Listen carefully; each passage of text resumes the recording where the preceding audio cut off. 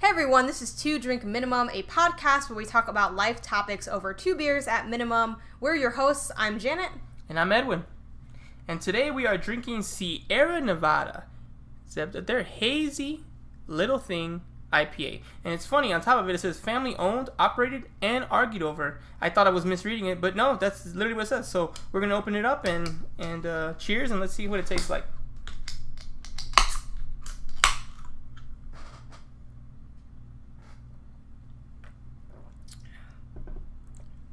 You know, I don't know, just okay. Kind of reminds me of an alcoholic Sprite without it being a sweet. Let me get another sip here. It's higher ABV than I thought it was, and I'm not a fan of that. I was trying to I think am low. a fan of that. It's 6.7%. I don't like high ABV when I feel like I'm going to try to do something after, but also the reality is I'm probably doing a lot of stuff because I have a lot to do. I want to edit a video, and then probably at least edit a video. At least do one thing. Like, at least edit a video, at least finish an article. I've already conceded the day. I was going to practice, but after that 17-mile run and everything, I'm just like, you know what? Today won't be what I thought it was, but it'll be good anyway. But so, I like this because it's really drinkable, and it's not super hoppy, even though I really like hops, but a lot of people don't. So I think this is like a good one for. I still think if you don't like hops, just probably. Well, if you don't like hops, then you're not gonna. You're not really gonna be able to do IPAs and pales. Even less hoppy. If you don't like hops that much, because some people they don't hate hops, they just don't like when stuff's super hoppy because it gets too bitter for them. Whenever I give someone something that's less hoppy, they're like, it's still, I think it's something kind of like if you don't like peppermint, it's like it's not gonna matter now. No, I think it depends on the person because I know some people that won't drink certain IPAs, but they'll drink like other ones that are more palatable. I get that, but I don't know. Okay, well, anyways, it's not a conversation about imaginary people who are not here. It is a conversation about people who are here, and we are here. Janet, what are we talking about today? Today we're talking about beer. Oh. Yes. Which is funny because I broke my oath from episode 0 already. I said this won't be a podcast where we talk a lot about beer, just a little bit in the beginning. I did say that maybe I did open the door for, we'll do a podcast, but we'll try to keep it light in the beer. But today we're not keeping it light in the beer. We're going heavy ABV, heavy on the content, and it's ABV. It's a beer cast. That's what today is. It's a beer cast. It's a Thirsty Thursday beer cast. So look, my nails match the can. Yes. Yeah. All right. So see, I invested in myself, and I painted my nails. Why don't we start with your experience? What was either your first early memory of beer or your first beer? We'll start with memories, I think, because that always will come before the first beer because you have to have known what beer was before you drank it to some extent. I hope so. So my first memories of beer, I associate beer with family get-togethers, uncles, people drinking in someone's basement or garage. That's good advertising. That's what that is. And it's what I would see. It's like, oh, everyone's hanging out and we're drinking beers. People are drinking beers. And usually I think of when I first thought of beers or when I first saw beers, I only saw Modelo, Corona, Miller Lite, Budweiser, that kind of stuff. So the thing I remember about beer is a couple things. One, people would just act like idiots, and they'd get weird. So I didn't like that as a kid. And it would smell really nasty. And when people would drink a lot, you can smell it on them. And actually, even if you don't drink a lot, you can still smell it on them. But especially when they drink a lot, it's the scent is really heavy. And it just kind of grossed me out. I always felt like everyone became really creepy, and they'd be like, oh, hey, and give you a hug in in a non-problematic way. But it's just oh, it's you're just a creepy drunk person. I don't want to be around you. You're scary to me.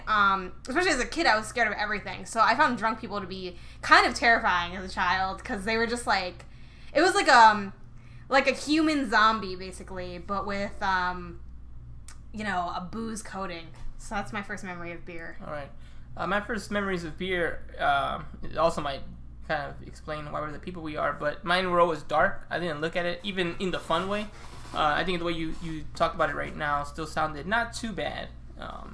Maybe just something you didn't want to deal with or anything like that. But mine were always kind of negative. It just was my dad drinking too much, varying degrees of drinking too much. Whether that was too much, you're a little too buzzed and it's annoying as a child who's not drinking. God, yeah, it's so annoying. Or the other one where it's you're way too drunk. Yes, we have the same dad. In case yes, you guys didn't catch that in the other episodes.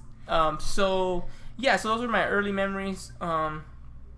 Not really positive. My first beer, it depends where you want to start from. If you want to start with the first time I chose to drink a beer and drank said beer, that would be around sophomore year of high school. If you look at the first time I tasted beer, that would be like 8 years old, because my dad was drinking while my mom was at the grocery store or something like that. We were in the car, and he's like, "You want to know what beer tastes like?" And I'm like, "No." And he's like, "Come on." And I'm like, "I don't want it." He's like, "Come on." And I'm like, "All right, fine." And he gave me like the bottom, a little swig at the bottom, and it was so nasty. It tastes like, I think at the time, to me, it tasted like what I would imagine urine tastes like. Yeah, I always refer to cheap American beer as piss water. Yeah, that's why they do it. That's why they describe it that. So I drank, and I was like, ugh. And he's like, "You see? So don't drink." And another thing too, I was definitely, and I still am, I'm definitely a no BS kind of person. Always, in my whole life, I've always been that. I'll always tell you what I think, whether you agree with it or not. I'll never sugarcoat stuff. And I just call crap when I see it. And I remember as a kid, one of my first early memories, and then we can go on to the next topic, is they'd always do that Hippocratic thing. They would be like, "Oh." Hippocratic? Yeah. They'd be like, "Oh." Huh? Hypocritical. Yes. Hippocratic is like the Hippocratic Oath when you're a doctor. Maybe they were doing that too, but differently.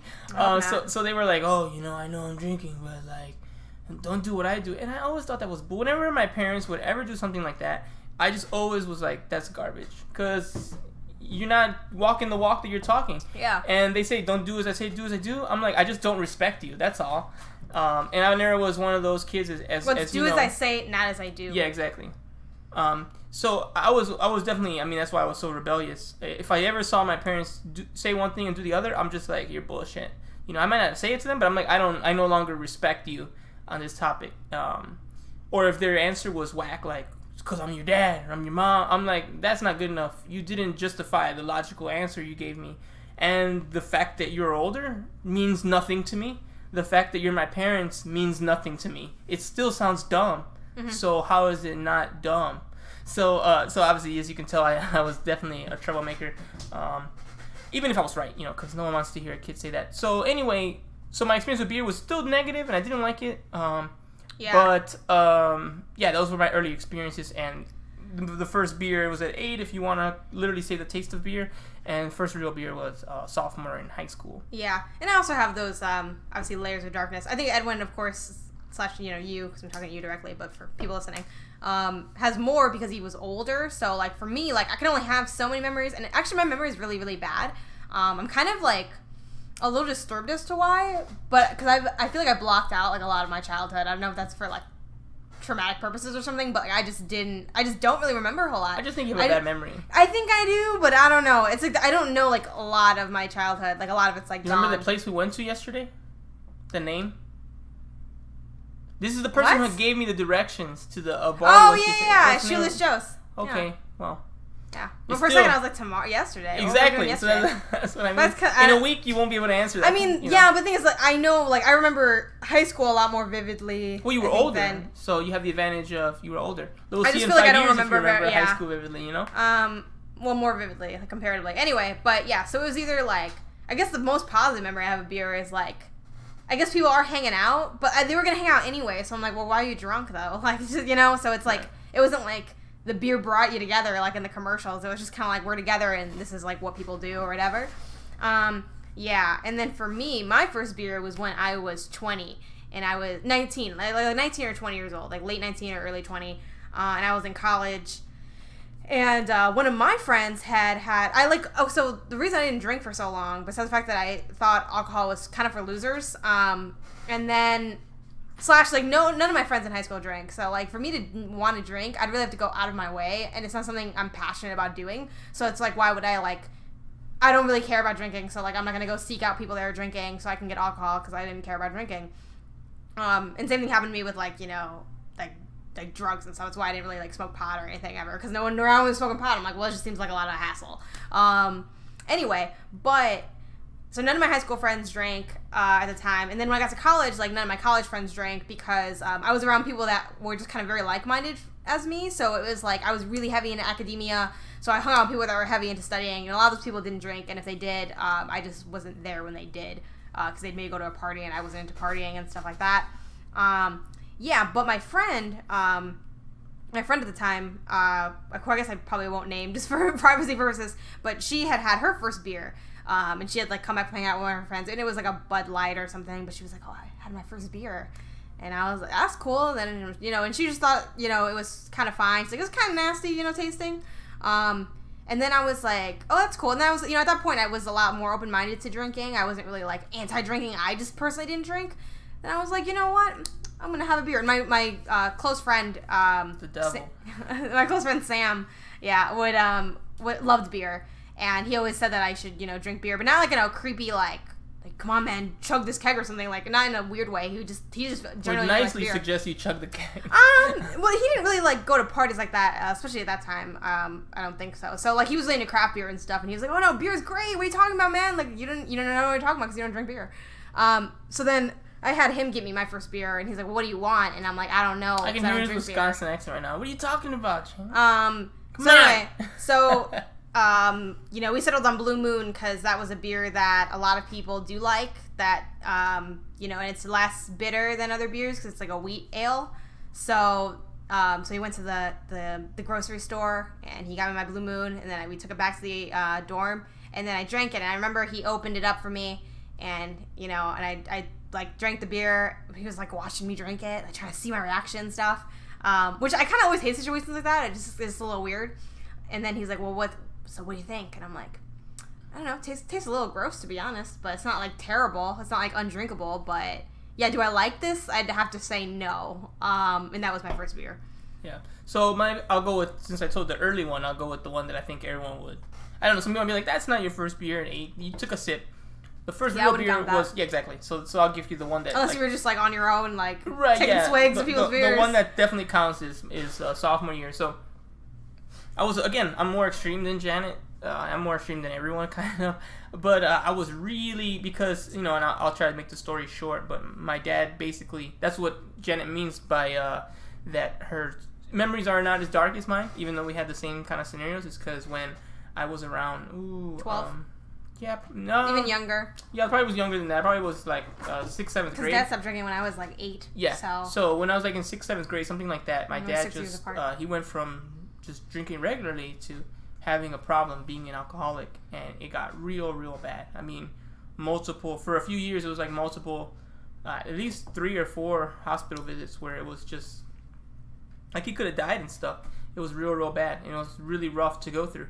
And, yeah, it was just probably my darkest time, obviously, and I had to, you know, grow. I was already kind of grown, because my life's always been kind of messy, where I had to act like an adult, pretty much all the time. But then it really ramped up to like stuff that even some adults never have to deal with, right?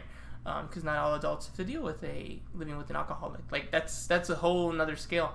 So especially an alcoholic that's supposed to, you know like, I guess, shade or whatever, but an alcoholic that's supposed to be like taking care of you. Well, yeah, you know? I'm a child. Because and that's your parents, so it's like, so it's a whole dynamic from like your roommate who's also 23. And I think that underscores, that's what like makes like the childhood podcast thing. I think it underscores a lot of our childhood, because a lot of it felt like a detachment from traditional caretakers. So then it's like what you end up with is, that's the grossest understatement. A detachment from traditional. Yes. I mean, what was traditional first? I mean, well, traditional would be like your parents. You know, they take care of you, but instead it was like, you know, it was all, they did provide food and it's stuff. Almost like but they looked at the list of how it's supposed to be and said, what if we do the literal opposite on every aspect? Or like the minimum, kind of, you know, even when it wasn't like problematic, it was still very like hands off, like very hands off. Yeah, so because of that, I had to really, but yeah, that makes it hard. Yeah, I had to continue to try to help him, and I had to do a bunch of crazy stuff, like watching him. I've only had to do that like once. Yeah, watching him and making sure he's not drinking and doing all that stuff and following him where he goes. He's hiding beers in the bathroom, and like when you see all that stuff and you see that, you know, it's tearing your family apart. I still remember one of my like fondest memories, not fondest, but like a really like memorable one was, you know, I convinced him to go to our Christmas dinner, because we always went, as you know, to our cousin's house for like a big Christmas dinner, and he was like deep in it, like 5-6 days into this, like, you know, I think they call it a bender, right? Yeah. And he's just like, he's out, he's like dead, and he's like in his room just sleeping, and my mom's like, I don't think we're gonna go, because I mean, he's in trash. And I'm like, and then I just woke him up, and I got him up and on, and I convinced him. I don't know why I said it, but I gave one of those speeches, you know, I'd be giving. I'm like, you gotta do this. And he's like, I'm so sick. I don't even want to eat. He's like, I don't even want to drink. I'm just so, you know, no. And I don't know what I said. Obviously, that was too long ago, but I just told him how it was important for us to keep our tradition, that it was good for us, it would be good for him, he'd get some food in his system, kind of be normal for a minute, that it was important for us to keep this tradition going, that it would look bad if we just, this is how it ends, after all these years, because you're too drunk, and he's like, I can't drive, I'm like, we can get you a ride, and this and that, and finally we barely agreed, but we went, and he did feel better. He still was not good, but he was good enough to do it, and it wasn't a disaster or anything. I think the next day he still drank, and then the next day he finally ended. So yeah, so there's all that stuff. So for that reason, I just thought of beer in a really negative way. I saw it as something that, just like you, I was like, losers do this. Look what this causes. These people are trash, and this is why they're trash. Kind of because the problem was too, especially with our dad, he was, when he wasn't on that stuff, he was may not have been perfect, but he was fine. There weren't so many complaints besides I wish you kind of maybe acted differently or helped me with certain things, but it wasn't like, oh my God, I wish this guy wasn't in the home. This is a horrible living experience. But when he was drunk, it was a horrible living experience. So it's like, if we would have just take out this, you wouldn't be garbage. Yeah, I always felt like a pretty easy fix here. Yeah, I always, growing up from, technically the same perspective because it's the same house. Well, but there's a 6-year gap. I think that people will understand it then. If I'm 12 and you're 6, how much do you remember? Exactly. I still remember some stuff. How much were you involved? But yeah, I'm less involved though. Right. Obviously, but just kind of coming from that headspace, and it's kind of funny because I tell people this, and they mention that usually it's always the two extremes. If you have an alcoholic parent, you either become an alcoholic or you hate alcohol. And for a while I was on the hate alcohol extreme, which I think is the better extreme to be on. So hey, that works for me. But yeah, one thing that was that kind of stuck with me in my head is I never understood having seen all that, I'm like, why do people do it? And people would kind of tell me, maybe not directly, but it would be implied and stuff that, oh, it's fun, you feel good or something. And I'm like, that's stupid. I don't I really couldn't, especially because I never experienced it either. I'm like, I can't comprehend the idea of let me drink this thing that's gonna change my mind, my brain and my body and stuff, so that I can feel a certain thing. It just seemed like a sick idea to me. It seemed like something only people that desperately had a need to escape or something would do. I kind of almost associated with, even if you're not an alcoholic, it's has an alcoholic undertone to it. Yeah, why do you have to do this? Yeah, it's why can't you just enjoy life? It's why can't you have I always thought of it as your life must be sad or something. You can't have a good time without drinking. Obviously now I don't believe this at all, but that is where I came from with my mind space for it. As a freshman, I was super vocal with this is hilarious. So it's pretty fun. And again, because I am so aggressive, people just usually, you would think, hearing me talk and stuff, I'm sure people on certain forums would be would definitely agree. You would think, oh man, this guy must, have had people come. No one ever, because, especially you could tell when someone talks the way I talk, I'm for real. If you want to try something, I'm not saying I'm going to beat everyone up in the world, but trust me, you don't want to deal with me. And I think people, when they hear me talk and how brazen I am, they're just like, you know what? I don't think this guy's just a talker, man. I think we need to just, even if I disagree, I'm going to just be quiet because he seems like he's on another gear that I'm not even on at 8:30 in the morning right now in this second period class. But I would just be like, drinking is for losers. If you do it, you're a loser. And then the people were like, oh, I drink. I'm like, well, then, I just hate to tell you, but you're a loser. It's whack, blah, blah, blah. The same kind of sentiments, just, way more aggressive. Really aggressive version of those, dare videos. Yeah. But, if the kid was, aggressive with it, you know? So I was like that. And then, basically what happened was peer pressure, but not peer pressure in a way someone convinced me. Because everyone knew how I was. I mean, I was very vocal about it. So it wasn't like someone was like, hey, it was very clear I wasn't the one. But then I kind of was like, you know what? Why not? And that was my sentiment a lot too. I was like, even though I wasn't even hanging out with people that drink like that. I mean, I knew people that did drink, but I wasn't ever the only one not drinking or something in a scenario. Right. Pretty much ever. One time that happened. But it was just kind of well, whatever. Yeah. So then, sophomore year was really where I took a dive and everything. My grades went way down. Drinking with it, not for any reason. I just thought, you know what? I'm gonna have fun, and that's what I did. It wasn't nothing bad happened. I just chose fun over learning how to be a good high school student, transitioning into adulthood in a couple years. I was like, no, I'm not doing any of that. I'm having fun. So fun was drinking as well, and I gave it a try, and I didn't hate it. I still remember trying, because I think my first beer, I don't remember my first beer, but I'm pretty sure it was a 40 at a house party kind of thing. I've never had a 40 before. And I remember thinking the whole time, just act natural. Make sure no one knows it's your first time, be chill. And I remember looking at the mirror and seeing my face and definitely feeling like I wasn't, like, my senses weren't 100% there. I'm like, whoa. I'm like, all right, chill out. And then I did, and, no one said anything. And I was like, sweet, I got away with it. No one knows. And now this will never be the first time, so I'm good. Then after that, I drank decently regularly. I didn't, nothing bad happened or anything. I just drank regularly, a couple of times, maybe a couple of times a weekend or, 2 times a week or something like that. And yeah, so that was our experience from, like, not 2 extremes, but, like, 1 extreme and then, like, a middle, where I went from hating it and resenting it to, like, hey, that's cool. And then I guess probably the other beer that matters is my first craft beer, which was Anti-Hero. Very stressful day I was having, because I still didn't drink much. Right after I finished high school, it kind of dipped down. I still drank sometimes, of course, but it was not really a passion or anything. It was kind of just if it was there. But then when I think my sophomore, junior year at Harold Washington College. It was a very stressful day, and I decided to, Maggie, my girlfriend Maggie, wanted to go get some food, and I was not having it because I had work to do, and I was very upset, but eventually we ended up going anyway. Classic stuff. Yes. And then we went, and I went to Kuma's Corner? Yeah, Kuma's Corner. Thank you. Kuma's Corner, which is, like, the best burger I've ever had. And then I had an Anti-Hero, which was also, at the time, was the best beer I've had. So it was a pretty amazing.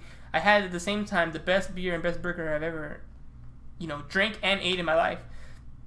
So it was a pretty amazing experience. And then I kind of went, when it comes to my beerdom, kind of talk about beer now, I kind of went to the other extreme where I'm like, I'm never drinking that piss water bullshit anymore. Because I discovered craft beer, and, like, I literally, like, just, like, I drowned in it. I was just looking stuff up, going to Binny's, picking up stuff. And I kind of went to an extreme. So then I kind of transitioned in the last year or two where I'm like, I'm still going, like, I'm not keeping track, but it's probably still like 70% craft beer. But now I'm okay with, hey, I'm a little broke, or I'm not really, like, I just want a quick thing, and there's a liquor store here. I'm going to get a $3, or next, like, $2.50 or something. Tall boy of Miller Lite, and that's good enough for today. It's not my go-to beer. But it's good enough it gets the job done, and I'm kind of been less of a beer snob. It's really funny because obviously there are a lot of ways that we're different. I think they'll come up a lot in the during this podcast, like, as a whole. But it's funny because we, like, so many of the things that, like, we've done happened at the same time, even though we're very, like, far apart in age. Like, you're 6 years older than me. 6 years. But, like, for instance, we graduated college the same year because, like, from 4-year university college, at least, because you did Harold Washington Community College. Yeah, but we still graduated from 4 years. Yeah, at the same time. So that's crazy because, like, it's 6 years apart. 2016 we both had our lit. same best class ever. We both kind of, when I just barely had started drinking beer, is around the time that you kind of got into craft beer. And they both kind of happened simultaneously. So in a way, even though, like, obviously you drank way before me in terms of your age, and also in terms of, obviously, the calendar year, because they go hand in hand, but we both had, like, the same, like, beer timeline for, like, the modern era or whatever. So for me, I started off immediately snobby, which, like, I don't know, it is what it is or whatever, but, like, I didn't want to drink any, like, crummy beer, at all. Like, I just had, but, like, granted, like, craft beer was pretty, like, minimal of a label. Like, I would still drink, like, Blue Moon. I drank, like, Sam Adams, though I hated Sam Adams when I first drank it. Then I liked it, then I hated it again because it actually doesn't taste very good, but, like, when you liked it, what was your favorite Sam Adams beer? There was one that I had, and I hated. It was their IPA. No, because then I liked it later. Oh, okay. It was their IPA. I don't know the name of their IPA, but that was the first IPA I had. Like, I started off drinking, like, Blue Moon. That was, like, my first. I think Oktoberfest is decent. Also, and the Boston Lager is sidebar, in case, even though it's not that relevant, but that's also my first, like, alcohol experience too. It wasn't just, like, beer. Like, I just, right. I think they assume that. Yeah, it's kind of implied, but it's weird to go to shots and then go to beer. A lot of people do. Actually, a lot of people start off drinking liquor. They hate beer. It's kind of like how you start off. White people stuff. No, man. Stuff. I mean, well, maybe, I don't know. You let us know, guys, if that's like if that racial stereotype is true. And drink vodka first. Wait, tell me why. At a family gathering, let us know in the comments below. Tell me why my friend, who shall remain unnamed, her first alcohol experience was like a shot of vodka. Yeah, I sure. don't understand. Of course it is. See, I already knew. Like, I didn't even know her or him, and I knew because that's funny. But yeah, I don't know if that's race based at all. But anyway, the point is it was all alcohol for me or whatever. So so I started off kind of from a place of snobbery. And yeah, like when I had Like that many first, things. yeah, and when I had that first IPA, I hated it because it was really bitter. Because IPAs are really, really bitter. And now I love IPAs, and I love like maybe a good I liked bitter it because beer. I already had other beers. Because right away I was like, whoa, this is great. Well, for anti-hero, I never didn't have anti-hero for a long time. By the time I had anti-hero, I liked it because I liked I had the IPAs shitty beer before. experience, and then I had a craft beer. Yeah, so maybe that's why for me that didn't happen. I was just like, whoa, this is amazing. But like not too long after that, I did transition into being able to drink like crummy Mexican beers. What I drank, so like Modelo's and like some Coronas and stuff. And then I had like this was kind of honestly a little bit of a joke, but I had a policy where I'm like, I'm not going to drink any crummy or, well, we can swear on this podcast because we're already going to have to put the explicit thing on there anyway. I didn't want to drink any shitty American beer. Like for the culture, like I'll drink a shitty Mexican beer, but not shitty American beer. And my friends would always be like, well, not even my friends, Sam mainly. He was like, it's the same, it tastes the same. And I'm like, I don't care. But then eventually I did cave on that because one, I was kind of just doing it as a sort of a joke. But then two, like I went to school in Iowa and they didn't have any shitty Mexican beer that I could even buy. So I'm like, well, if I'm not drinking this, this like Bud Light, then I'd have to just drink like a craft beer. And you can't really drink that when you're playing drinking games, which I did eventually end up playing like towards the end of my college like life. So I kind of went from like craft-ish beer to like drinking all types of beer and stuff like that. Right. So yeah, do you want to talk about like what your beer perspective is in modern day? Because it's kind of like the Sure. But before I do that, well, yeah, I can just add it to it. So yeah, beer now it's probably, to be honest, a little too much. I drink about 2 beers, which is light. I drink light though. I drink 2 beers. Approximately at this point right now, I've brought it down to 5 days a week. So for some people that might be like, oh my god, yeah, it is kind of a lot. But honestly, like a month ago, it was pretty much every day.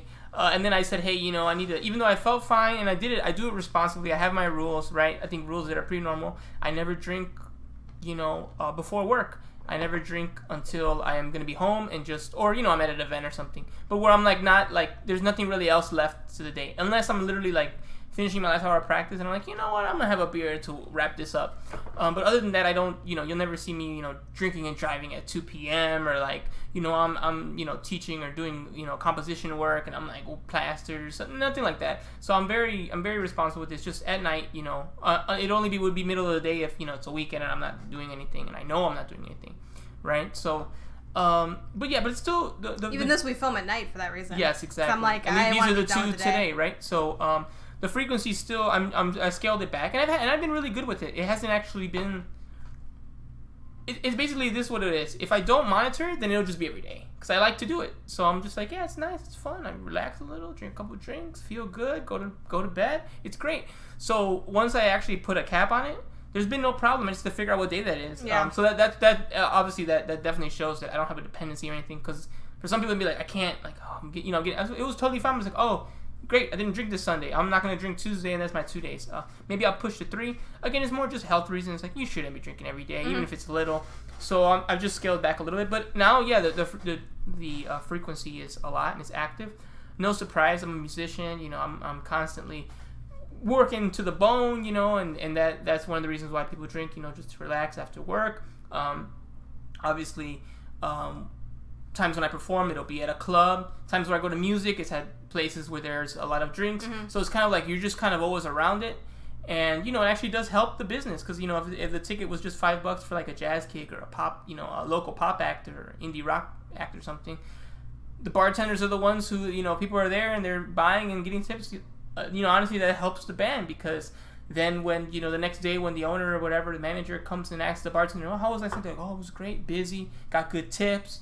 Band was nice.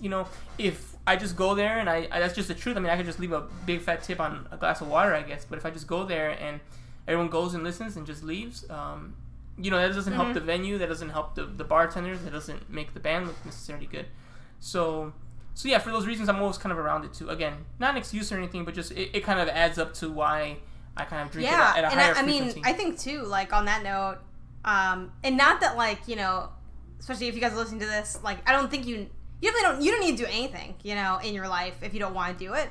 But I think at least being comfortable with alcohol and drinking, even if it's just like a little bit, even if it's just like when you go out, is like kind of, I don't want to call it a skill because it's not necessarily, but it's a nice trait to have because it makes you kind of more socially versatile. And I guess that in some ways I think some people might see that as like me kind of like rebranding like peer pressure or something, but it's just true. Like a lot of things happen at bars, a lot of like events have alcohol. Like I mean, we live in Chicago, so big city. People are around alcohol, drinking, and socializing.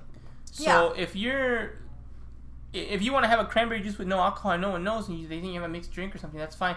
But if you're literally to the point where you're like, I can't go to the bar because I don't drink, it's just going to dwarf a lot of your connections because, excuse me, the beer. That's where people are talking. That's where people. What do people always say? What's always a compliment? It sounds like someone I can have a beer with. They don't say someone I can have a coffee with. That's not how we talk. They're like. I find the idea of like having coffee for leisure to be a stressful situation. Not literally stressful, intense. But yeah, it's like I feel like coffee, like, oh, we're meeting right now. Like it's like let's it's like a legit, then that's when, and people might hate that, but it's the truth. People would, you'll talk over drinks, hand over business cards, you seem nice, it was good, there's a bonding, there's a connection, and again, it's a connection enhanced not by what you do. I'm a musician. We're not playing if we're talking in a bar. You're a journalist. You're not, reporting necessarily on something at that given time.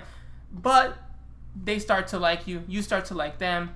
Next thing you know, you're thinking about each other. You follow each other on social media. You got cards. That's how you're building stuff. Oh yeah, I remember you from that event. If I just go to my own gig and just walk off and I'm not interacting with people and talking to people, I'm just kind of disconnecting from the community I'm trying to be a part of. And I mean, that's just how people like to drink beer. And if you have a problem with that to the point where you can't go, it just makes it a little bit harder. Again, you want to be sober and stuff, that's fine. But you got to work your way around those scenarios. Yeah, and I also think that's like, I think people should also just kind of like know where they're at with that. Like, obviously, if you have like a problem with alcohol, like, please be sober. Like, that's like, absolutely. Like, that's why I mentioned just get the cranberry juice and Yeah, but if it's not that deep for you, I think it is like kind of nice to be able to like. Leave a couple extra dollars as if you had alcohol in it, and you're fine.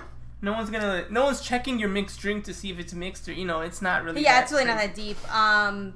Especially, like, when you're an adult. Because, like, maybe some adults do this, but, like, how often you go into, like, a party where everyone's, like, totally, like, trashed or something. I mean, maybe that happens a decent amount, like, birthday parties and stuff like that. But usually people aren't, like, gone or something. They're just, like, kind of buzzed or whatever. But, yeah, that kind of brings me to, like, talking about the modern era or whatever. For me, at the height of, like, my drinking... Right now, I don't drink very often, actually. This podcast is probably... the most that I drink. It's kind of weird. Like, sometimes I will drink a lot if, like, I guess I'm out indefinitely or something like that, but that's, like, pretty few and far between. So usually I'll just have, like, 2 or 3 beers if I go out. If I'm at home, I'll usually have 1, maybe max 2. For me, I've cut back a lot of my drinking just from necessity. Like, it is a depressant, so it makes me tired. So, and I do know, I mean, everyone should know this, it does mess with your, like, sleep. It does kind of make you go to sleep easier, but it's not good, it's not the right kind of sleep. So, that being said, I'm like, well, a lot of times the only time I have, like, time to drink beer is, like, maybe at the end of the night, and at that point, it's like, we'll just go to sleep and get a better quality sleep than if I drink a beer. Sometimes I will break that, it's not, like, a hard rule for me, but, yeah, that's one reason that I don't really drink as much as I used to, and then, and that's my life now as a journalist. Back when I was teaching, I probably felt that even more because, I felt like I need to, you got to be sharp because you're, like, interacting with people directly and you're, like, in a leadership position, like, every day. So I would drink, like, very frequently. Not because I, like, decided not to, just because I'm like, well, it doesn't make sense for my lifestyle. So, so that's me drinking now. But I, definitely love beer. But my height of drinking, as I've mentioned to you, like, a couple times, Edwin, was... Definitely senior year of college, because it was just like I was already done with everything. Like, I had done all my important courses, and I knew I could just, like, coast finally. Like, I'd worked, like, super diligently, like, for 3.5 years, and then once I was done with student teaching, I was like, okay, I'm like I made the joke to my friends. I'm like, okay, I come back on my birthday or around my birthday. I'm like, we're gonna drink for my birthday, and we're not gonna stop until we graduate. And we didn't. We drank the day of graduation. Like, it was just crazy. But one thing that was really, like, fun about that time was. And one reason I really love beer, and you can have this experience without beer, but I feel like it's better with beer, is it was just so much of, like, interacting face to face with people, talking to people, meeting new people, hanging out, making memories, having like stupid conversations over things. And yeah, I love the camaraderie of that. And you get that whether you're doing something like, you know, playing a drinking game or whether you're just at a bar with someone, having a couple of beers and having a discussion. Yeah, like going out for a beer is my favorite thing to do because it's like, it's so cheap, but really, really enjoyable. And I guess it can be crazy, I guess, if you like go all out. It can be so cheap. But yeah, it can be really cheap. You know, you can spend like, you know, because well, like a beer can cost as cheap as like $6 or something or $5, which maybe to some people isn't cheap. You know, I don't know if it's a situation. But in the Midwest, if you're in the real Midwest, you know, like no one cares Ohio, it could be like $3. You know. Yeah, like it's like a few bucks. Yeah, and it's Chicago, like, okay, let me have a beer. You know, if you're expecting less than $5. Yeah, it's usually like $6 or more. You need to go to the South, and you need to pick the worst thing they got. You know. But I love it because it's like, okay, let's get a beer and talk about whatever. I also do like that, you know, drinking scientifically lowers your inhibitions, and it just kind of makes people a little bit more relaxed and like, yeah, in that way too, I guess, or whatever, in that like the saucy way. But hit you with the Millhouse gift. For the most part, it's like it's, you know, it's like a nice thing, and that's if like the people are like good, right? Because I've definitely been around people casually and like maybe family or whatever as well, but people where it's like, you know, they take one sip of a beer and suddenly they're like, this is an excuse for me to like unload my life, like, you know, I'm like, okay, it's not that deep, like, I mean, obviously, like, you know, people can't get in their feelings or whatever, they drink too much or whatever, but like if it's that deep for you, you got some other stuff going on that isn't even related to the alcohol. My 2 drinks, you know, like my 2 drinks, I don't really act any different. I'm just, you know, I just drank 2 drinks. That's all. Maybe I can't do things at a high level professionally, but I'm not trying to when I have 2 drinks, so it's fine. You know, yeah. So, yeah, and I guess beer for the future. I don't know the future for beer. I do know, like, I keep. Well, another thing I didn't mention is I have a passion to go to like breweries and check them out and do those kinds of things. Yeah, me too. And it's super fun to do that. So I'm definitely still heavy into beer culture and, you know, checking out IPA, you know, brewers and stuff. So I'll keep doing that. I'm gonna guess I'll stay around this level of frequency for now. I can totally see it going down just a little bit. I think 4 or 3 and monitoring that even more. But I think I'm having a healthy, good time with beer. If I ever feel like things are not that, I'll definitely adjust because I never want to deal with the stuff that, you know, I had to deal with when I was younger and things like that. Yeah, and I'm really happy that, definitely for myself, and I guess in a way I'm also happy for you that you have this as well, but like being able to reclaim beer, I mean, it's not a goal I had, but it's kind of a nice, like, fun fact. Back. Yeah, that like, oh, it doesn't have to be, and that's something I really liked about like the craft beer, like, movement, if you want to call it that, because a lot of times with like cheaper beer, the reason I kind of had a stigma against that is it's because like a lot of people I know, like, you know, especially like in college and like growing up, they would literally just drink to get wasted. And I'm not gonna lie, sometimes I do drink to kind of like go extreme or whatever. I pretty much never do. That's the funny thing. I've never drink with But the thing is, I don't drink to like, some people literally like, I'm gonna black out tonight. That's scary. Like, I don't want to do that personally. You know, hey, if you do. Well, actually, I wouldn't say I judge you, but I think it's a bad way to look at things because it's literally dangerous. So, yeah, if you drink to black out... Well, I judge someone who's consciously making a dangerous decision. Yeah, like, I mean, if you black out when you're drinking, I'm not going to judge you. But if you're like, I want to black out tonight, that's bad. Yeah, like, that's very, very bad. Shouldn't be doing so, that. Like, it's fine, I'm going to walk to my hotel. I'm like, you still shouldn't be doing that. Well, like, you shouldn't... Like, I literally knew people that they were like, that's my goal tonight. I'm like, that should never be your goal ever because might be the only goal they accomplish this week. Yeah, I don't know, maybe, but... yeah, it's another funny thing too with like, I know I'm kind of ping-ponging back and forth, but like with the college thing, like even when I did accept beer and love beer, like I'm a huge beer fan, I always just kind of hated the idea of people doing it just to get the feeling. Like I enjoy the buzzed feeling and it's nice, but for me, drinking beer was never about that. It was about like having a beverage, relaxing, talking to a friend or whoever. But, you know, for those people, it's because, just like you said earlier, even though, you know, it was kind of from a... It's like to feel something or do something. It's from the head-ass place, you know, where you were like, oh, I can't... But, yeah, like, what gives me my purpose in life is music. And what drives me... Even now, I'm thinking, you know what? Maybe Jen is right. Maybe we can finish this podcast in, like, the next 10 minutes. And I think I can go for that hour that I was going to say no to. I was literally thinking that the last 10 seconds. So my mind's always there. That's where my passion is. That's where my drive is. That's where my purpose is. And I love it. Beer is just like another nice vice. That's all it is. It's not something to escape from the things that I do. If I was a robot, that's all I would do. I literally stopped playing because, I mean, I have to. It's like exercise. Like, you can't just, even if you love working out, you can't work out 24 hours a day. Your body will just destroy you. Same thing with practicing. My brain can't do it at that level for that long. So I pace myself and I do other things throughout my day. And sometimes you actually do want to relax and not do that. But it's always like not a major issue. Yeah. You know, so if anyone's feeling that and it feels like that, you really got to look and say, what in my life makes me feel like this is what I have to do?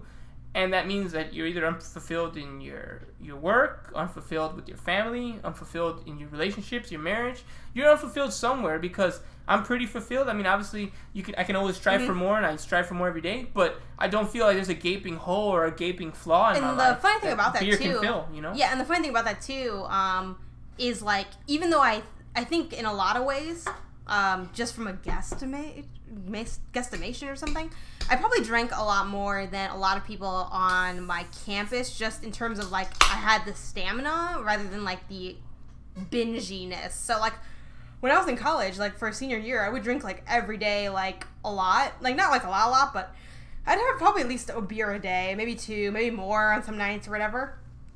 But it never felt like anything that was like out of hand or dangerous or scary or anything. Like, it was just like, literally we'd go to the bar like all the time. Like, that was the thing we did for fun. And I remember like me and my friends being kind of like, you know, Friday, Saturday night hit, and it was like the people that only drink on the weekends and they go crazy and they like binge drink. And I'm like, man, like, some of these people don't even like alcohol or how it tastes or anything about it. They just like, well, this is what we're doing. I want to have that like feeling of like the buzz and the letting loose and stuff. Like, for me, like, that was always kind of like a happy consequence of it. Yeah. And I always like would talk smack about it. I'm like, you're not a professional. I'm out here every day, you know. I'm like, yeah, are you here Wednesday in between morning and afternoon class? And some people would. It's funny because, you know, some people look at that as like, oh, that's really bad. But for me, it's because like, my relationship with alcohol isn't about like getting drunk and wasted. Like, sometimes I will do those things, and I don't think that doing those things is like wrong. You know, you should be careful for sure, but they're not like wrong to do. But like, for me, it's not about the feeling I get. It's about the enjoying the taste of it. It's about the people I'm with and hanging out, and it's about it being a thing to go out and do. Now, could I go out and also get a Sprite? Technically, yes, but like for me, that's just not as fulfilling. Like, no, man. It's also like Sprite kind sucks. of way less natural, so I'm good. But like, you know, it's just kind of like the thing. Socially, we're kind of conditioned to drink for social purposes. That's another reason I gravitate towards that, and I didn't just invite my friends to get like a glass of soda or whatever with me, which would be super weird. Unless we were going to like a soda like shop or something that had like all these novelty sodas, that could be fun. But yeah, so it's funny because in a way, like, the fact that I drink like more often, I think sometimes drinking more often is a lot healthier than just like massively, you know, like throwing it out there and like, oh, it's my birthday, it's whatever day, and I'm just like getting wasted. Because yeah, a lot of those people don't really like drinking, so it's like, well, what's the point if you don't like it? It kind of reminds me of my dad, or our dad, because when he was going through this, like the first time he really like broke down, I remember asking him like, why are you doing, like, what's going on, man? Because the first time he broke down, it was like his vacation week. And he started turning up like as soon as he got done working, and I just thought, oh, it was a little too far. But I was like, oh, it's just, you know, he's on vacation. And the next day it was the same. Then the next day it was the same. I'm like, now we're on day 3. This is a problem. And throughout that, I asked him like, why are you doing this? And he basically just told me that like, you know, his marriage, which was my mom, obviously, was like, it's not going good, and that he just feels like he's screwed, and he's stuck, and that it's just bad. And I was like, man, I'm like, well, I mean, I don't know how to help you with that. Crazy. So I'm just like, you know, well, I'm like, you know, I forgot what I said. So I was like, you know, well, things will work out. I was like, no, it's not, you know, it's messed up. And of course, you know, well, you and I know, obviously, the audiences know, but they did divorce, but way later, like literally after he recovered and all that, like years later. Like a decade later. Yeah, it was like super long. But you know, I mean, sometimes, you know, no one was surprised. It was never a good relationship. These not to my knowledge, maybe the early years, but for my entire existence, it was Before never you were born. Yeah, for my entire existence, it was never what I would consider to be a loving relationship. No. At most neutral, you know, like very neutral. So yeah, but like neutral, like I have a roommate that I don't talk to neutral, like yeah, exactly. So like this isn't aggressive, you know. I didn't see like love, you know. As yeah. a child. Oh no. So which is weird because then that's one thing that, you know, as everyone knows, you get your scars from your parents and you kind of learn how to develop and fix them. Well, you also get like models of things too. Yeah. So I don't even know what a model for a good healthy relationship is. Yeah, and me how neither. To, and it's funny because do that around kids and stuff. This is like a totally another topic for a podcast. Yeah, for sure. But I've mentioned that like I don't have that either because obviously we have the same parents. So I'm like, well, literally the only couple I've seen like a lot is like you and Maggie. So I'm like, I guess that's my model. Now, is that the best model? I have no fucking clue, but is the only model I have that is healthy. I'm rolling with this till the wheels fall off. Yeah, no, for real. But it's like it's kind of funny because I don't even know if I think you guys are fine, but I have nothing. Right. You know, it's like, well, and then your friends are very young, so there's nothing to look at from them. Well, you're supposed to look at someone older than you, like an adult, like that. Probably, you know, ideally it would be your parents, but you know, it's not always the case for a lot of people. Because a lot of people's parents don't have good marriages. For the majority, it's 50% divorce, so that means, you know, flip a coin, and that's how that parent's that kid's family is going. But swinging back to the beer right. So that was his. That's why he was doing that. So for anyone who's feeling like they're heading that way, you know, I'm just kind of a FYI. Think about those things, assess it, and try to find solutions. Yeah, I mean, well, you should always know why you're drinking. Well, and kind of understand. It like, can just be what that it is. doesn't have to be a complicated thing. It doesn't have to be something like it's Tuesday, you know. Yeah, well, you can just be like, I'm just in the mood for a beer. But, you know, it's kind of, and there's actually, this is like getting like into territory that I didn't think we'd get into, but it's fine that we are. But like, you know, there's stuff that you can like, you know, resources you can look up for like, you know, if you're concerned that that's, you know, a problem for you. There's like questions you can ask yourself. Like I think, you know, ones are like, you know, do I drink when I'm like upset or sad? Right. And sometimes, hey, I've done that too. And that was my rule for a while. I would never drink when I was, I remember that. I remember that when I was sad or depressed because, and it doesn't happen rarely because I'm pretty like fun-going guy. I had that rule for a while too because I was always a little bit scared that I'd become I didn't want to mask my honest. issues. I wanted to confront them and not mask them with alcohol. So and I did that for a pretty long time. Now it doesn't really matter, but I also don't get sad because, excuse me, I'm a pretty happy, you know, driven guy. So I don't really have any of those issues. So I don't really have a bad day that way. I don't have a day where I'm frustrated with my results, but I don't have a day where I feel sad or upset about, you know, whatever. So yeah, so I don't have to deal with that anymore. But the times that I did feel that, I try to make sure I'm like, I'm not gonna drink today because it's just a coping mechanism and I'm masking this and I don't want to go down that rabbit hole. And this is a smart rule to have. Like I used to have that rule kind of based on you, and then I've broken it like plenty of times because I'm like I don't need to like, but at the same time I'm not like, oh, I had a really bad day, like I need to drink like 3 beers or something because that's not, you know, you just kind of have to know yourself and evaluate things if that's whatever your scenario is. One thing that I forgot to mention, you know, during this episode is that kind of speaking on the whole like loving craft beer thing. Oh yeah, and then really too, that's actually how I really started drinking like more frequently because I first like tasted beer, you know, when I was 20, but I still wasn't drinking regularly because honestly since I didn't like beer that much, I wasn't gonna just drink it at home at my leisure, and I couldn't get it legally anyway, so it was kind of like, you know, I would rarely kind of drink. But the World Cup was happening, and you know everyone drinks during the World Cup, so like you and I would like have some beer and like kind of practice both drinking and watching like soccer because I was new to soccer as well. And I what I remember most from that, besides the fact that Modelo Negro tasted, or Negra, right? Negra or Negro? Negro, yeah. Yeah, it tasted nasty as hell to me. Now it tastes way better, but like it tasted so disgusting to me. Basic beer. I remember that, and I also remember you. You know, we were watching like an old like Mexico game. I think it was a game where we lost all crazy. We were watching Mexico Argentina. Because you said we wanted me to see like get acquainted with heartbreak or something. Yeah, it's Mexico Argentina 2006 when Maxi Rodriguez hit that killer goal in extra time. Yeah, so a lot of my, you know, that kind of just ties back to the whole like for me drinking. It's mainly associated with, you know, the relationships I have and the conversations that are, you know, had and the bonds that are formed over beer in some way. And on that note too, I think it's not funny because it's, I don't know, it's just what I did, but like I've worked at a brewery before also, which I forgot to mention. And that was a really great experience, being able to like learn more about craft beer and talk to people about craft beer and taste beer like all the time. Like the best thing about working at a brewery is that you can drink like all the time. I mean, not like crazy because like obviously you can't be drunk at work, but you like get to taste like the beers on tap and stuff, and talk to people about them and learn more about beer. That was also a really positive experience. So I always just liked like the at the risk of sounding pretentious, like the artistry of beer has always been cool to me since I started drinking, and then like just the experience of, you know, having beers with people, discussing like what you like, what you don't like, figuring out what your tastes are, tasting beers that are like way different than anything you've ever experienced before, trying new beers, going to a new city and saying, hey, what's your local beer, and having that beer and being like, oh, this is something I can't get anywhere else. Like all those things are just really like fun and positive to me. So holistically, I'm just kind of, you know, really happy that I could land at a place where I have like a really healthy relationship with alcohol, and I get to use it as a way to explore, you know, other people's creations and also like regions and all this other extra stuff, you know? Cool. Yeah, so I think that about wraps it up there. I don't really have much more to add. But yeah, just tell us what your favorite beers are, what your relationship with beer was, and it'd be really great in the comments if you would tell us when your first beer was and what was it if you remember. So yeah, that's your call to action this week, besides liking, subscribing, and just telling your friends about us. You know, we're a 2 times a month podcast where we just deal with different life issues, and it would be really great to have a lot of friends listening, new friends, old friends, current friends, former friends. Mm-hmm. So tell us what you think about the podcast. Let us know what your first beer was, and what age you were when you had it.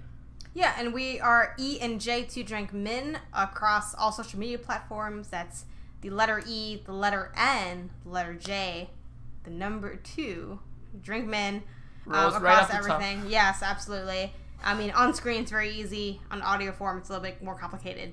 But yeah, you can follow us across social media platforms under that handle. And we'll see you guys here next time. Bye!